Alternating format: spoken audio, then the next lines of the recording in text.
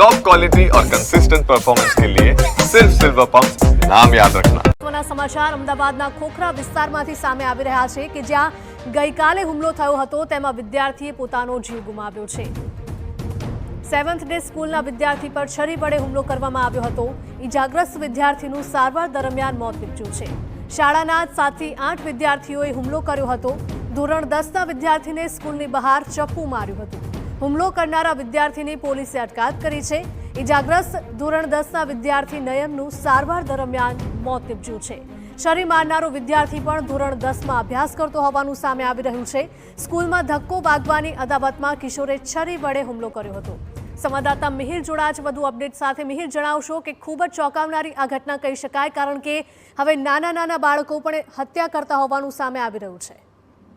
હિરલ, આ ખૂબ ચોંકાવનારી ઘટના કહી શકાય, કારણ કે જે ધોરણ 10માં ભણતા વિદ્યાર્થીઓ ખાલી સ્કૂલમાં ધક્કો વાગવા જેવી અદાવતમાં કે જે એકબીજાનું આ રીતના હત્યા છે કે જે કરી દેતા હોય છે તેવી ઘટના સામે આવી છે।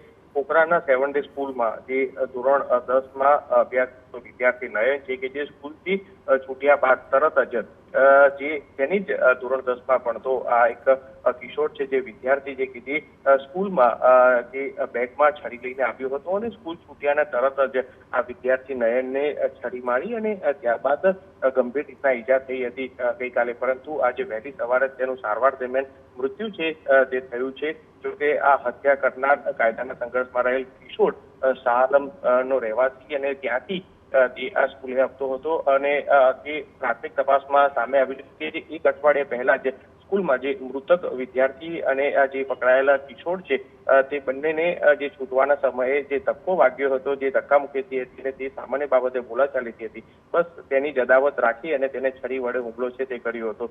જોકે પ્રાથમિક શરૂઆતની તપાસમાં 7 થી 8 લોકોએ તેના ઉપર હુમલો કર્યો હોવાની વાત સામે આવી હતી, પરંતુ અત્યારે ખોખરા પોલીસે જે કિશોરને રાઉન્ડ અપ કરી અને તેની પૂછતાછ કરતા તે એકલાએ જ છરી મારી હોવાનું કબૂલાત છે તે કર્યું છે, જેને લઈને હાલ ખોખરા પોલીસે શિક્ષણને આધારે જે કિશોર છે કાયદાના સંઘર્ષ તેની સામે કાર્યવાહી હાથ ધરી છે।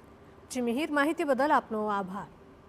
તો ધોરણ 10ના વિદ્યાર્થીને સ્કૂલની બહાર ચપ્પુ માર્યું હતું અને તાત્કાલિક આ ઈજાગ્રસ્ત વિદ્યાર્થીને હોસ્પિટલમાં સારવાર અર્થે ખસેડવામાં આવ્યો હતો, પરંતુ સારવાર દરમિયાન આ વિદ્યાર્થીએ પોતાનો જીવ ગુમાવી દીધો છે અને આ જ મુદ્દાને લઈને હવે વધારે તપાસ થઈ શકે છે। અમદાવાદના ખોખરા વિસ્તારનો આ બનાવ।